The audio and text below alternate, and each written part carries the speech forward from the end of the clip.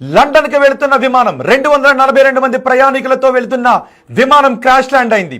ఇది కేవలం ప్రమాదమేనా? దీనికి ఏమైనా కుట్ర ఉందా? కుట్ర ఉంది అనటానికి చాలా అంశాలు అనుమానాన్ని కలిగిస్తున్నాయి. ఇప్పుడు ఈ విమాన ప్రమాదం వెనుక ఏదైనా కుట్ర ఉంది అనే అనుమానాన్ని కలిగించడానికి గల కారణాలు ఏంటి ఇప్పుడు నేను మీకు స్పష్టంగా చెప్పబోతున్నాను. ఒక్కసారి బిగ్ టీవీ స్క్రీన్ పైన చూడండి.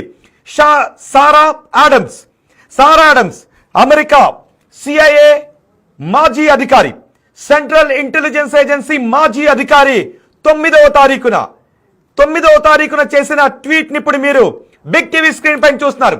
అందులో ఏం రాశారో తెలుసా? భారతదేశం తమ భూభాగంపై ఎప్పుడూ చూడని ఒక దాడిని చూడబోతోంది అంటూ సారా ఆడమ్స్ రాసింది. ఏమని రాసిందంటే, you get the biggest attack that India will ever see on its soil is currently being planned in Afghanistan. Good luck with